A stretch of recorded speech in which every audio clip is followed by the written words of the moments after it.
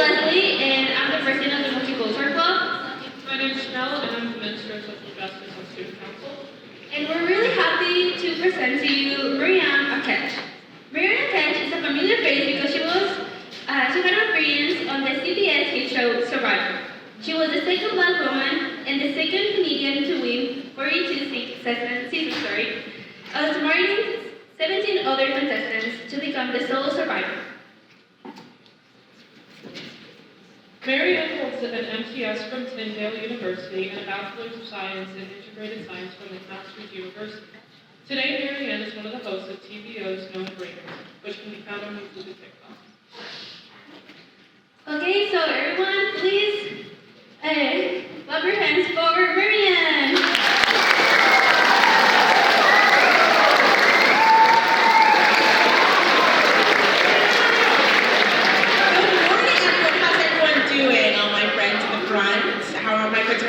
Doing? Okay, there's some. How are my friends at the middle doing? Oh yeah! Okay. And how are my friends at the back doing? Yeah! Okay. My friends at the front, I'll give you one more chance because you got one up by the back. So, how are my friends at the front doing? Okay, a little more. How are my friends at the middle doing? Okay. And how are my friends at the back doing?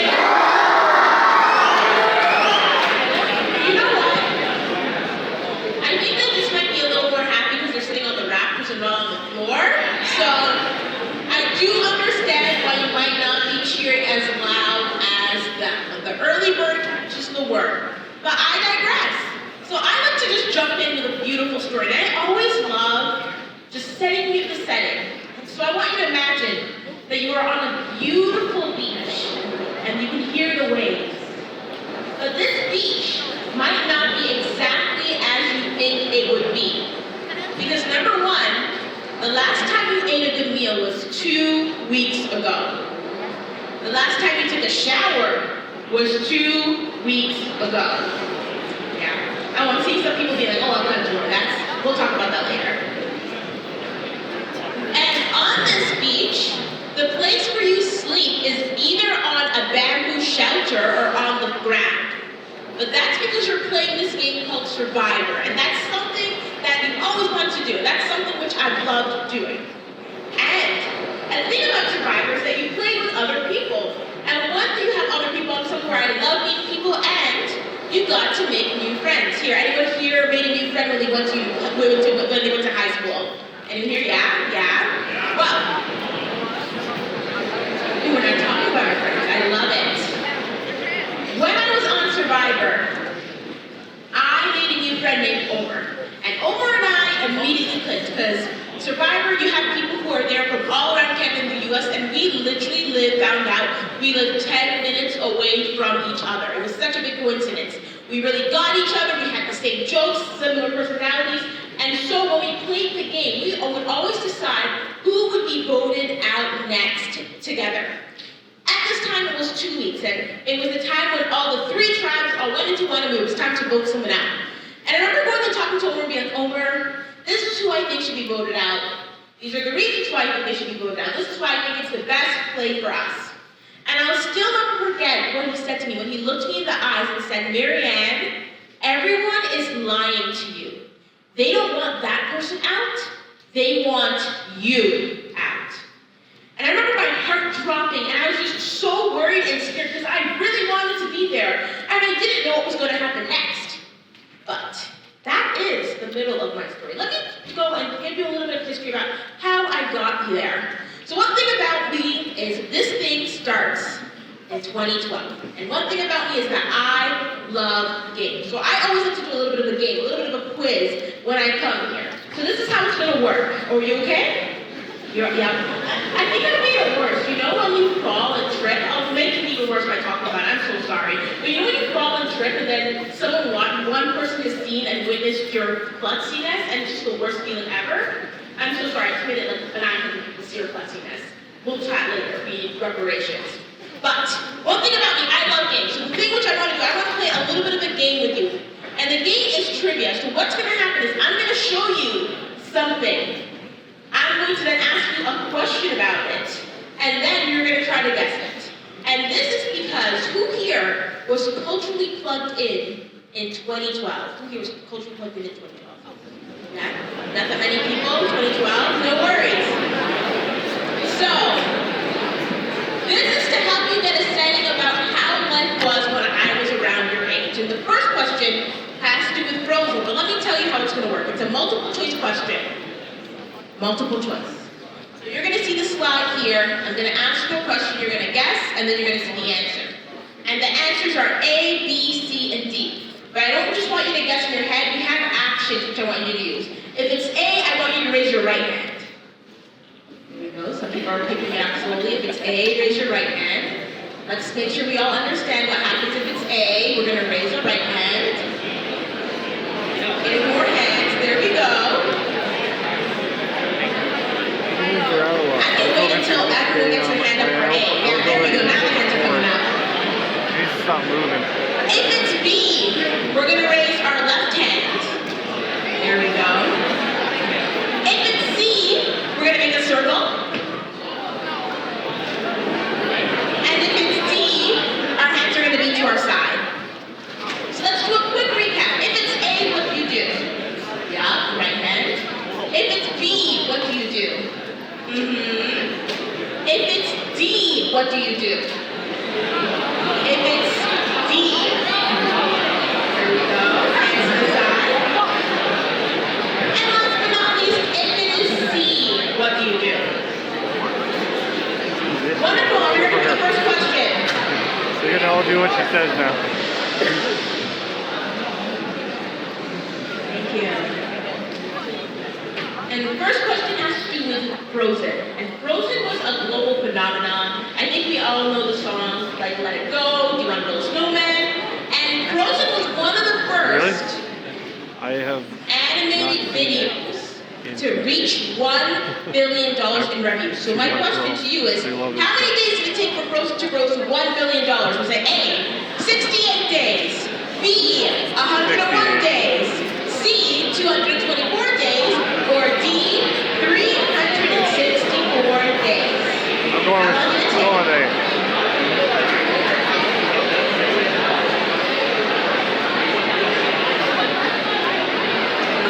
Do we all have our answers? And the answer is...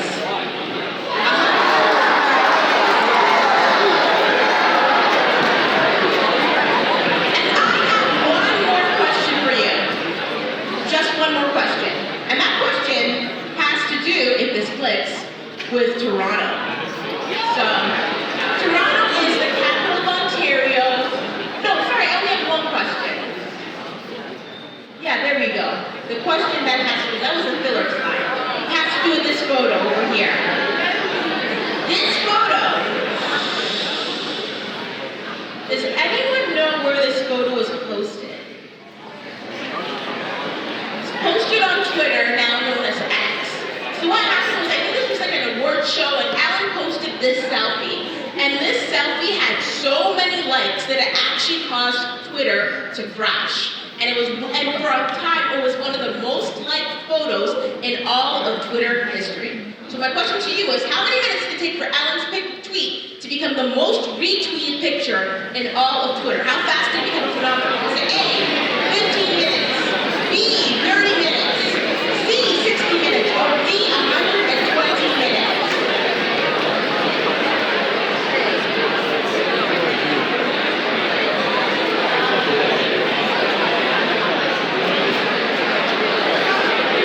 Do we have our answers? And the answer is...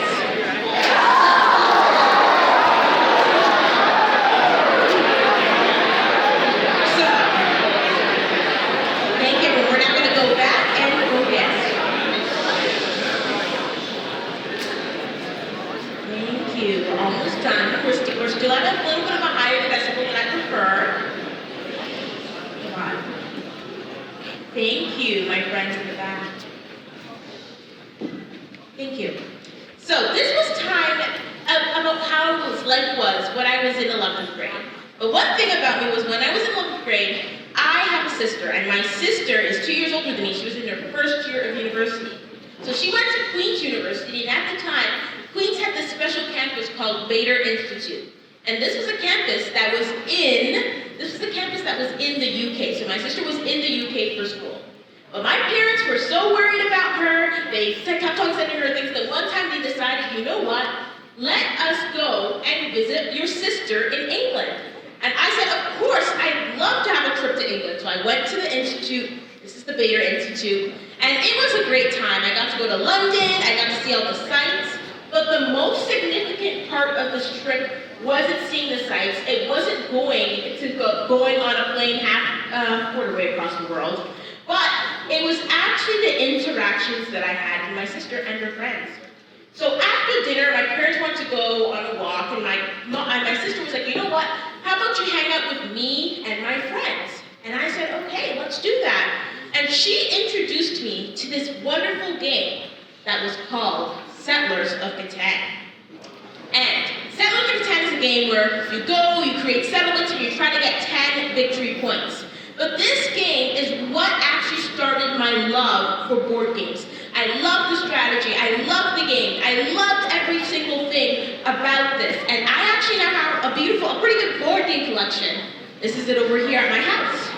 But the thing that I loved about games, I loved the strategy, and I realized that the lessons that I was learning when I was playing these board games were actually lessons that I could take into my daily life.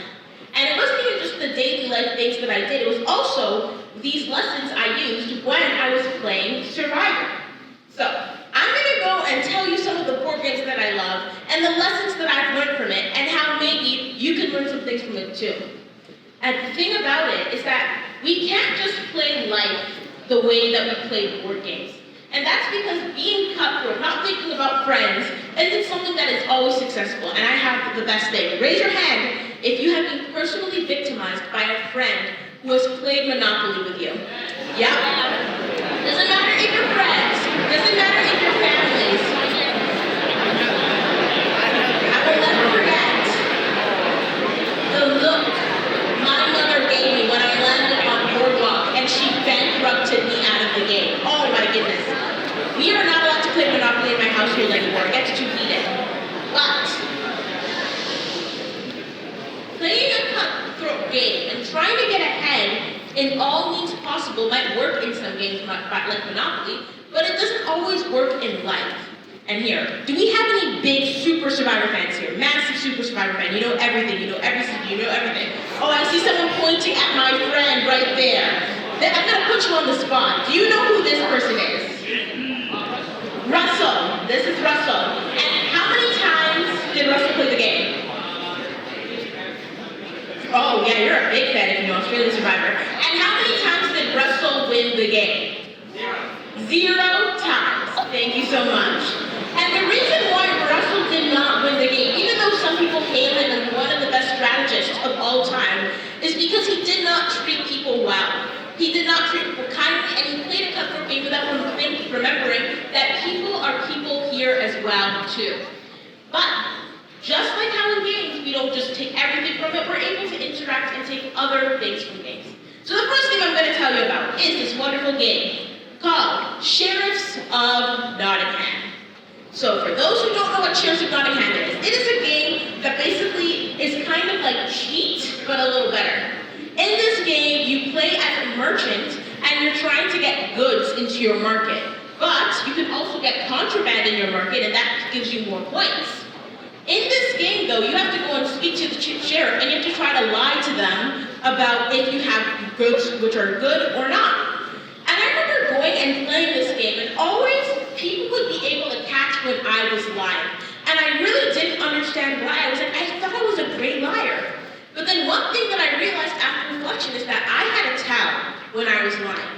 And my tell would be, I would try to over-explain everything. I would try to logic out why I'm not the one who's lying. I tried to be like, well, actually, it's because of this and this and this and this and this, which is why I'm saying the truth. And this actually made people realize that I was lying. So the thing that I learned from this game was that you needed to be able to know yourself. You need to be able to know your strengths, your weaknesses, your tells. If there's times and situations where you might be getting stressful, you need to be able to recognize that that's a situation where you might need some more support to set yourself up for success. And this is something which I knew, especially as when you want to go on Survivor, you have to submit an audition tape, you have to say why you want to play the game. So I really tried to go and understand who exactly I was. And so now I just wanted to tell you a little bit about me. I have this beautiful mind map that I always love to say, and I have some fun things about me. So I was born in Germany. I had lived always around the 401, and I also have a deathly fear of worms. Some fun facts about me. But the thing about annoying myself is that I also knew that I was someone who was a pretty quirky, pretty weird person. But I knew that if I wanted to play Survivor, I wanted to be my authentic self. And so, actually, if for some of you watched, that was a whole part of my why I was playing that was on Survivor, and it actually showed up. And I'll show you the video. It's a little quiet.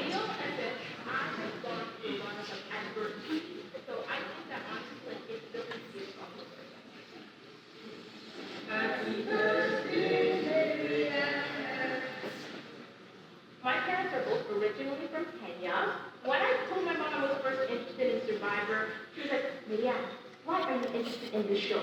She was so confused. She was like, why does Marianne want to go on an island to like starve? But the reason why I think I'm here is because I've always struggled with like self-esteem issues because I was a pretty weird kid growing up. Like I remember like just dreading going on the bus because people would always pick on me. But I could be me on this show. And like Survivor is a way where not only I can go and test my own limits, but I can show the people as well. It's like, hey, like look at you. You're someone who's weird, who didn't have to change themselves to succeed. And like maybe there's someone who's watching this and needs that. And I want to be like, hey, I'm here. I'm weird. You can be weird too, and you can win, and you can succeed, and you don't have to change anything about yourself. The title is Soul Survivor, and it's the growth that you get to that title. That's what I'm here for. So that was actually on the show. No.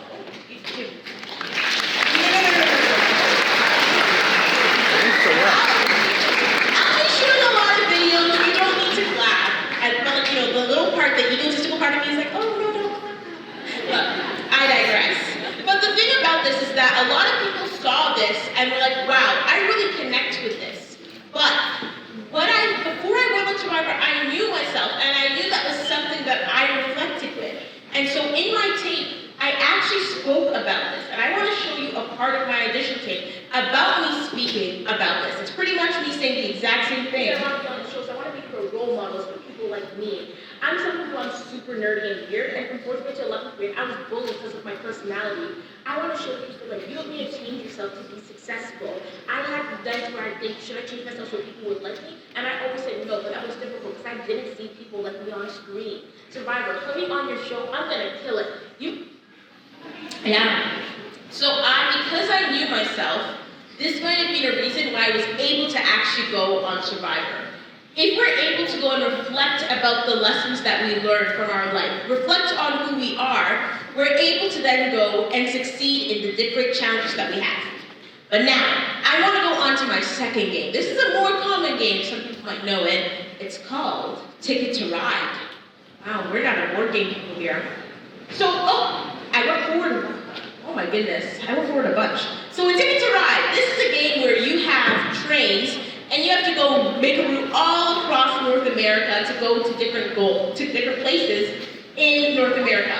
But a part about the way that this works is that you have to first pick goals about where you want to go. And goals have a different range. If they're smaller, if they're shorter routes, they're worth less points. But if they're more routes, they're worth greater points. But if by the end of the game you're not able to go and reach the route, you lose those points. When I started to play this game, I would always go and choose the highest routes, the ones which were worth 20 points, 30 points. But sometimes the routes wouldn't be able to work together. One would be from like one side of the country to the other, then the other would be north and south, and many times I wasn't able to go and finish the routes, which made me lose points. So what I realized was that when in the beginning of the game I was playing, I would go and I would have to actually plan ahead to try to set myself up for success, to give myself the best chance to win, which is the second point. So after you go and you audition Survivor, and after they give you calls and interviews, you have to wait to see if you actually get on. And in the time from casting to when I got on, I think it was 5 months before with radio sounds of me not knowing anything. But in this moment, I decided that I wanted to still set myself up for success. I decided that if I really wanted to go on Survivor, even if I didn't get the call, I wanted to prepare for it. So I would watch TV shows of Survivor, and I would go do planks. I'd really try to go work on my physical strength and my core strength. Because my focus was, if I'm going to be on the show, I want to give myself the best chance. And I was actually able to go on the show. And during the show, we actually had our first tribal. So this is when you have to go and vote someone out. And it was in between me and my other tribe mate called Mariah, right over there. Mariah, you can't see it really on the screen, the contrast isn't that good. But the thing about this was the reason why my other tribe mates decided to keep me over Mariah was because they thought that I was stronger. They thought I would help them better in challenges than Mariah. And that was because I still prepared for, even if I didn't know that I was going to do it, I was going to prepare like I was. If I didn't start preparing ahead of time, I would have had only 6 weeks to prepare. This might have not set me up for success. So it's so important that when you have a goal, when there's something you want to do in your life, even if you don't know if you have it, still start making the steps, still start making the movements, just as if you've gotten it. So when the situation comes, you'll be able to be the most prepared for it. My next game now has to go with video games. I love video games. And it has to go with a game which, not as bad as Monopoly, but sometimes people get frustrated with it. And it is Mario Party. Yes. So for those of you who don't know what Mario Party is, it is a game where you want to be able to get the most stars in the game. And then if you don't have them, if it's a tie, you want to have the most points. But there's a mechanic in Mario Party, a specific mechanic, which is specifically made to target the person who was in first place. And what happens is you're able to get coins when you have mini games. And if you collect 50 coins and you go to this character called the Boo, you are able to steal a star from someone else. So someone will go take the star that you were able to get, and now it's not even yours anymore. When I play Mario Party, I always used to be the person where I'm like, okay, win all the mini games, get all the stars, win in the end. But I started to realize that when I would play that way, always at around the 3rd quarter of the game, so turn 15 or 16, all my stars would be stolen. Every single star would be stolen from me, and at the end, I would lose the game.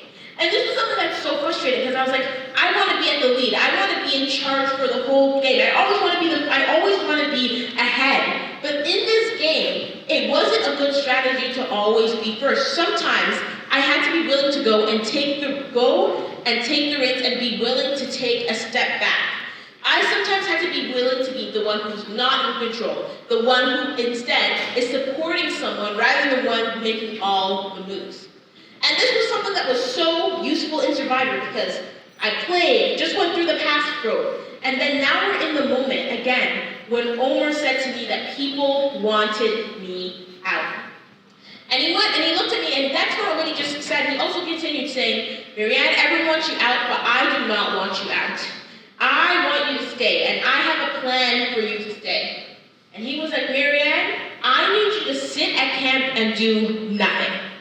I need you to pretend that everything is fine. Don't do anything. Do not try to save yourself. Do not let people know that there's a chance of you going home. And I will go and talk to people, and I will go and make sure that they keep you here.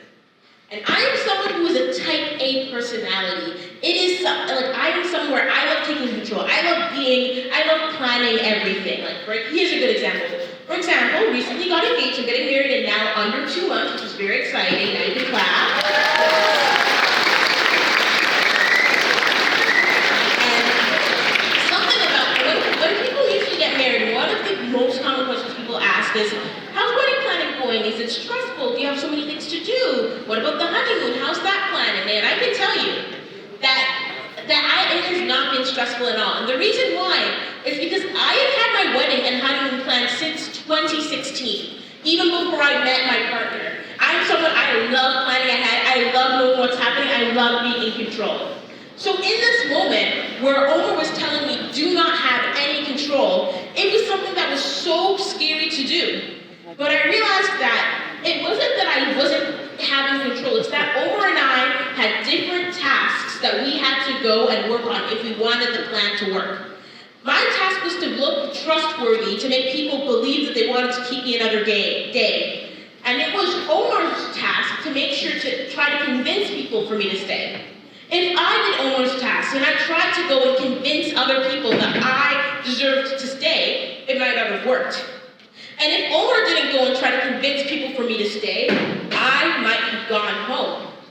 Instead, Omar and I were working as a team, and it was important for both of us to do what we had to do to give me the best shot of staying another day. And so we were back on the island, and it was time. We did our plans, and it was so loud all the time. Sorry, that's on me. And it was time for the goat. And let's see if I made it another day. All right, it is.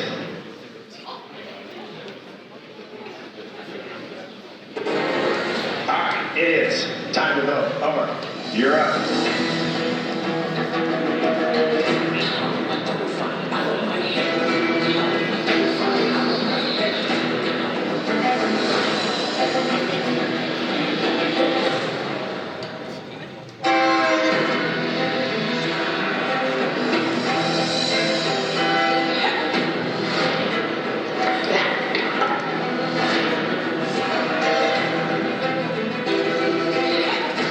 This is the biggest risk I've ever committed in my life.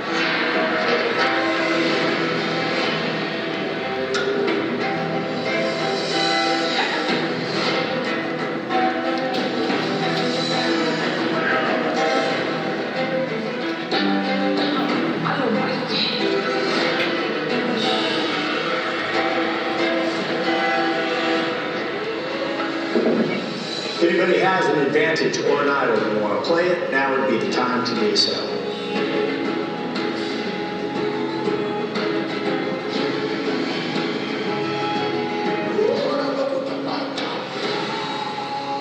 Okay, I'll read the votes. First vote, Jonathan. Lindsay, one vote Jonathan, one vote Lindsay. Jonathan, 2 votes Jonathan, 1 vote Lindsay. Marianne, 2 votes Jonathan, 1 vote Lindsay, 1 vote Marianne. Marianne, we're tied. 2 votes Marianne, 2 votes Jonathan, 1 vote Lindsay. Lydia, that's 2 votes Marianne, 2 votes Jonathan, 1 vote Lindsay, 1 vote Lydia. Lydia, we're tied again. Lydia, 2 votes. Marianne, 2 votes. Jonathan, 2 votes. Lindsay, 1 vote. Lydia, that's 3 votes Lydia, 2 votes Marianne, 2 votes Jonathan, 1 vote Lindsay. Lydia, that's 4 votes Lydia, 2 votes Marianne, 2 votes Jonathan, 1 vote Lindsay. 7th person, voted as final 42. Lydia, that's 5, that's enough. We've heard. So in that moment, the plan actually worked, and I was able to stay another day, which was something that was very exciting for me. But in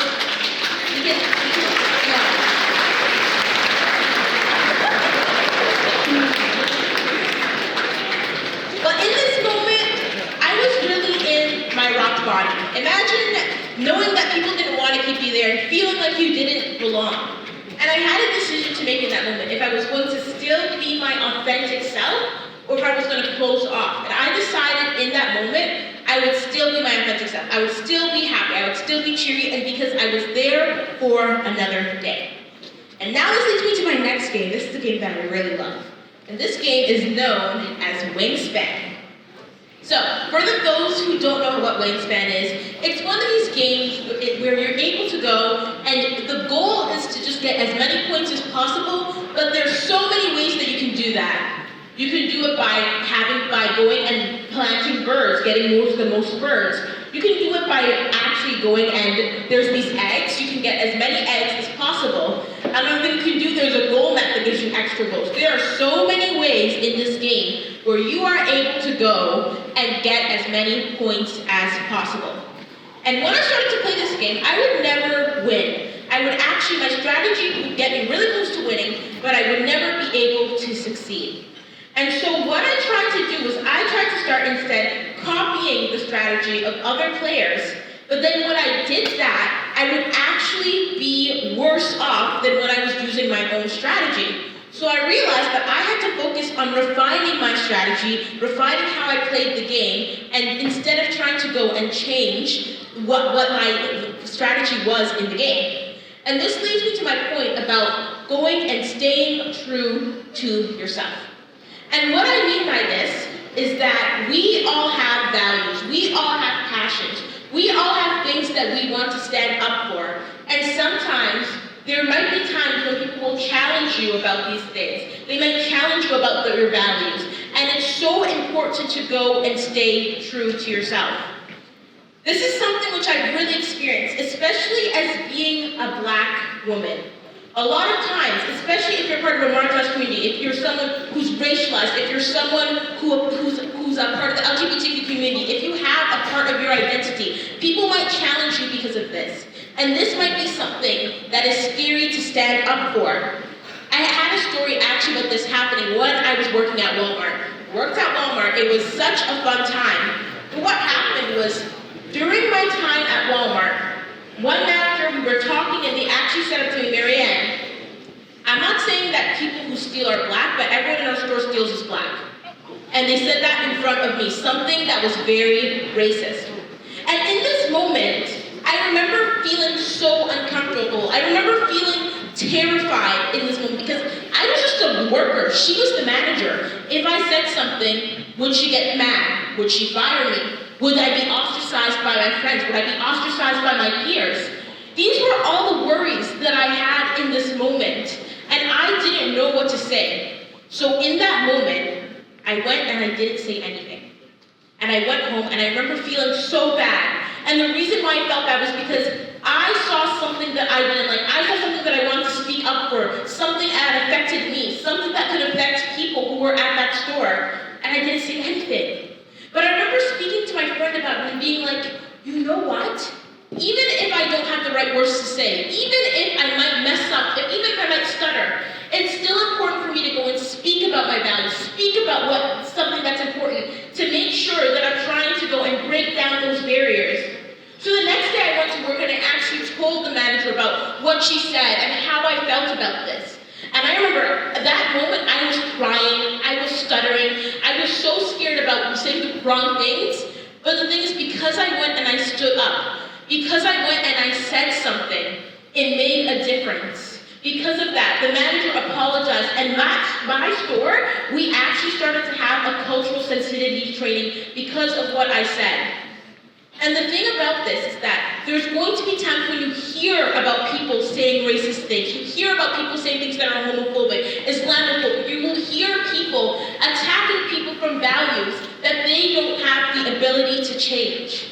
This is something that's actually happened even in the school. It's not something that's removed. And I actually have a friend, Chanel, who wants to go and share her story to you. And I want to give her the platform to go and really just say another perspective of a time when this has happened.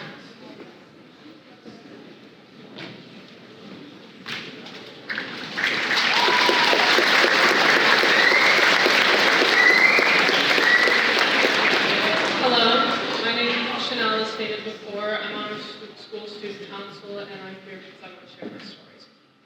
When people ask others about their opinion on the everyday experience of our school, their focus remains on either the drama, the teachers, the classes, or the education, the basic aspects of school.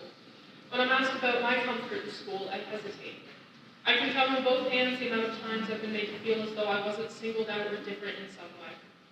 The privilege I've had to tiptoe around to avoid getting pulled out in the hallways, laughed at in the cafeteria is immense. And I'm sure I'm not the only one. Getting compared to the next Black person in the media, getting singled out for standing up for the fact what I face is racism. Who am I not to believe I've done something wrong? But if my wrongdoing is being Black, then what can I change? But to turn that question around, what can you change? The reality is, I am just trying to live my life. I am just trying to get to the next school day. But here I am silencing myself from racist remarks and microaggressions. I mean, the other day I was walking through the hallway and I heard a girl say to someone to go back to your foreign country. How absurd is that? Why is it we have to go day to day in a predominantly white school with a constant reminder of our races? Why does it matter? I try to understand that maybe it comes from a place of insecurity, but the reality is, where else can it come from other than hate? You feel the need to point out my darker skin or the fact that my hair is different. So ask yourself next time you feel the need to make a comment about how I am different, what makes you feel the need to say that? I don't care if it's funny, I don't care if it's not. The racism in our school is very alive and real. Thank you.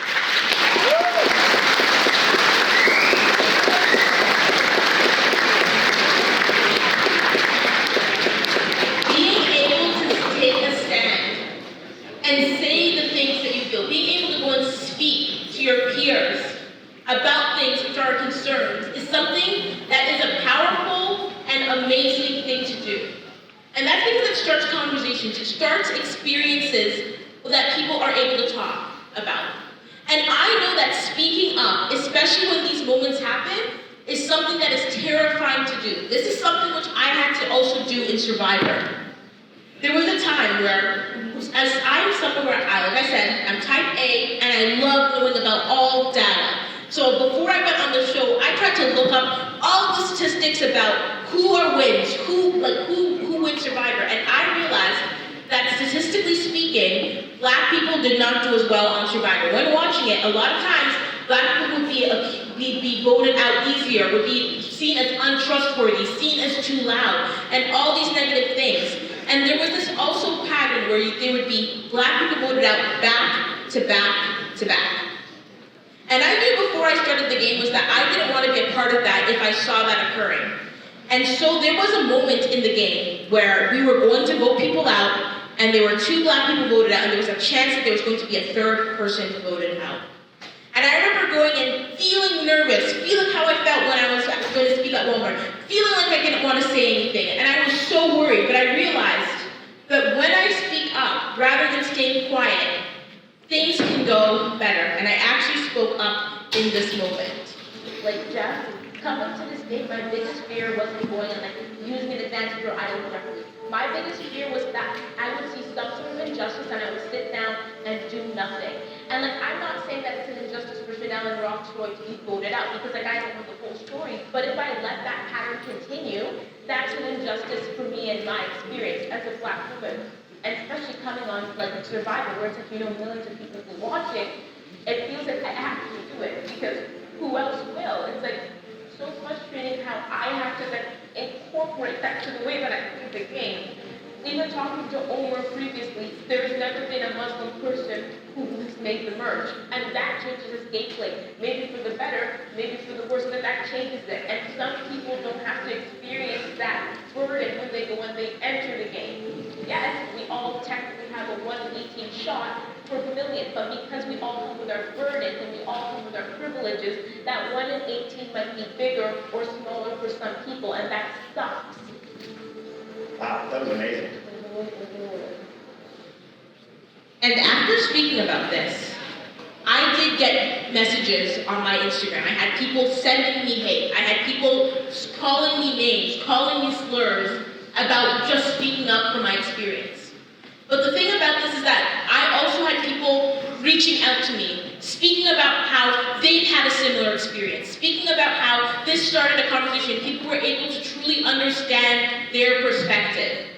Because when we speak up, and we all have different identities, we all have different parts of our life that we can't change. Every single person, maybe it's who you love, maybe it's how we were grown up, maybe it's how we were raised.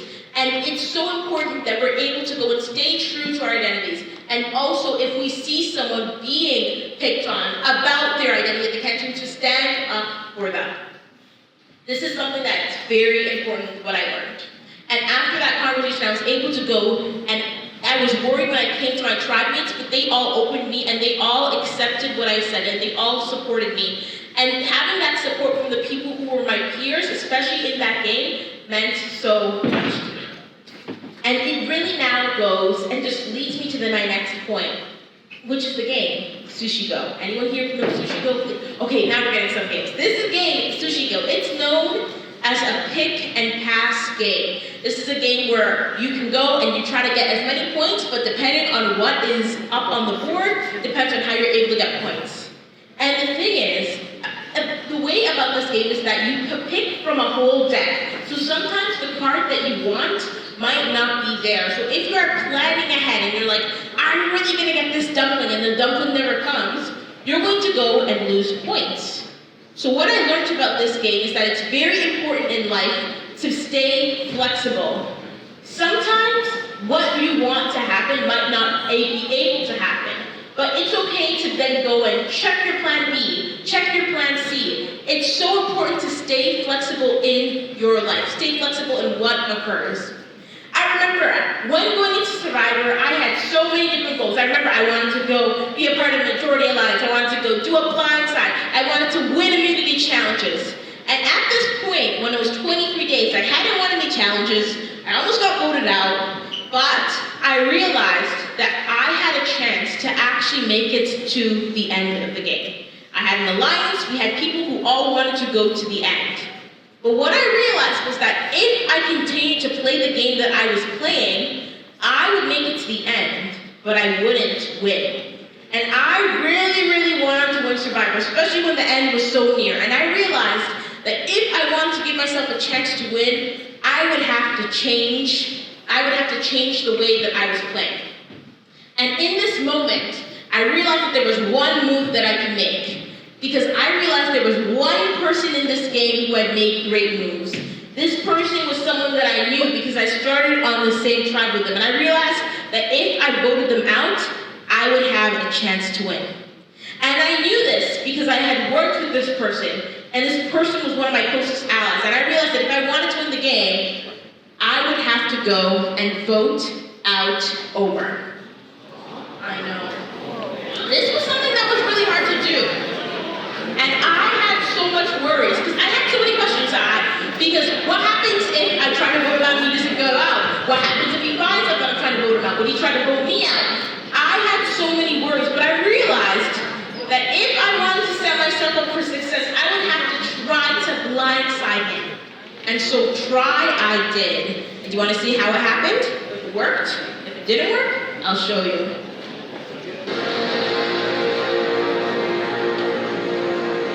All right, it is time to vote. Lindsay, you're up. See you later.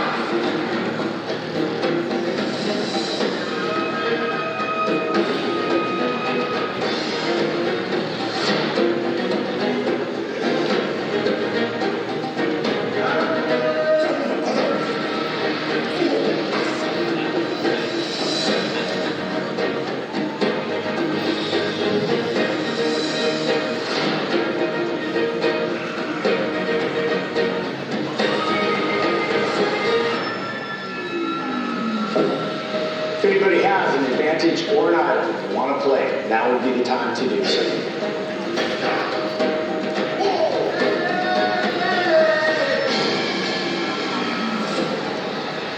Okay, I'll read the votes.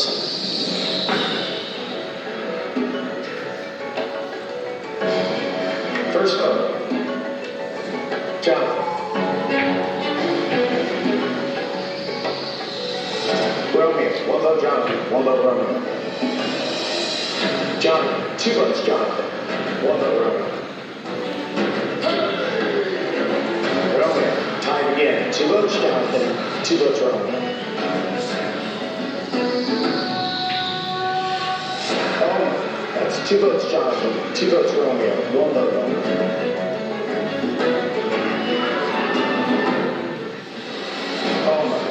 Two votes Jonathan, two votes Romeo, two votes Omar, one vote left. 13th person voted out, the 6th member of our jury. Oh, good job. I'm sorry. Good job, brother. So I do want to let you know. Oh my gosh, I'm sorry, Omar. Turned it off, that's why it wasn't working. I do want to let you know that Omar and I are still really close friends. We see each other every week. He totally understands why I voted him out. The relationship is fine, so do not worry. He understood that it was a game. But now, this leads me to my final point and the final part of the game. And in this was that after going and voting out Omar, I realized that I had a chance to win. I had a really great chance to win. But it brings me to this game, which is called Century Spice Road. This is a smaller niche game. And in this game, it is the goal to get as many points as possible. But the very interesting thing about this game is that the game lasts until one person has a certain amount of cards, and anyone can be the person to end the game. When I played Century Spice Road, I would always be super hesitant about going and ending the game. I would always try to be like, maybe I need a couple more points. Maybe I need to go and get some larger points rather than ending. And then I would never be the person to end the game. And the person who ended the game would actually win. But then I realized that when I was playing Century Spice Road, I realized when I counted the points that if I was the person to actually end the game, many times I would have been the one who won. But I was so worried about the hand that I had, that what I was drawn, that I wouldn't be able to win. And so what I learned from this game is that it is so important to be the one to believe in yourself. There'll be moments in your life when you have to go and step out of your comfort zone, when you'll have to go and convince someone of something, when you'll have to go and advocate for yourself. And if you aren't believing in yourself, you won't be able to succeed. You need to truly believe in yourself. And this happened as well in Survivor. Because I actually made it to the final three. And in the final three, things change. It's then now up to the people you voted out to then go and vote for you to win. And like I said, I was searching everything up about Survivor. So I was going and I tried to look, what does the typical Survivor winner look like? And when I searched it up, there were 30 other winners at the time. And what I found was not looking good for me. Number one, I was 23 years old when I played Survivor, and at the time that I played, there were only 5 other people who won when they were 25 or younger. Another thing as well was that there was a very long time since a woman won the game. I think it was 5 men who won the game, like 5 seasons in a row, and the last time a woman had won a game like almost 4 or 5 years ago. Another thing as well was that not only was I young, but everyone else left in the game, or in the jury, were all older than me. So I had to convince the people who were older than me that I still deserved to win despite of my age. And so all the things were saying that, you know what, Marianne, statistically, typically you're not a winner, so don't worry if you don't win. But I had to realize, you know what? It doesn't matter what the past history was. It doesn't matter what the past winners looks like, because I believe that I can win. I believe that I have played the best game and I deserve to win. And there might be times when you go and you want a position, you want to do something, and maybe the person who usually does this role is more outgoing than you, is smarter than you, funnier than you, and you feel as if you can't do that position. I want to tell you that the past people who do that position does not stop you from being eligible and able to achieve what you want to achieve. So it is so important to advocate for yourself and believe in yourself, especially if you have something that you want to do.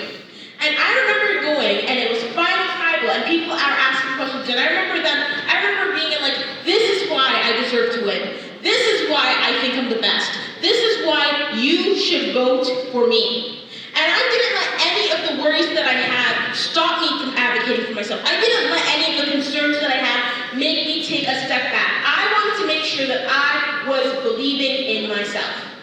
And so the time came for the votes then to be read about who would win Survivor. I have the video here.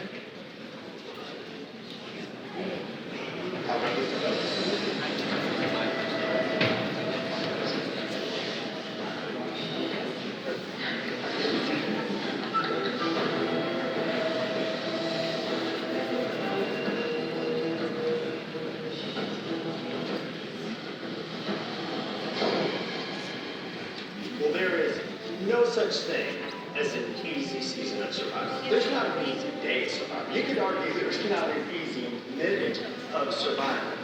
You are stripped of everything, dropped in the jungle with a bunch of people who want to take you out. And you did it. You made it to the final 3. Now all you want to know is, who won? There's one more twist this season.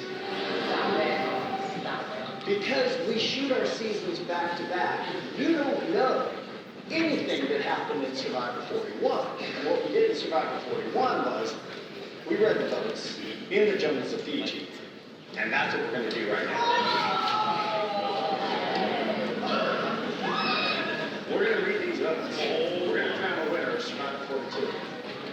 Are we ready? Yeah! Here we go.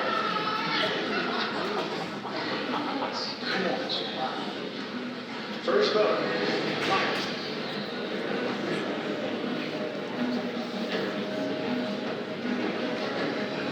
Marianne. One vote Marianne, one vote Mike. Marianne. Two votes Marianne, one vote Mike.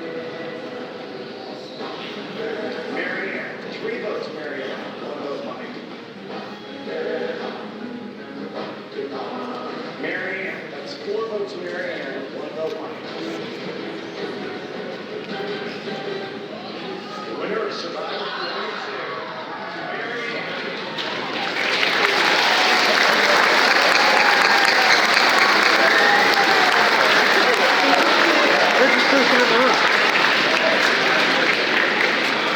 So not only was I able to win, I managed to win with all but one vote.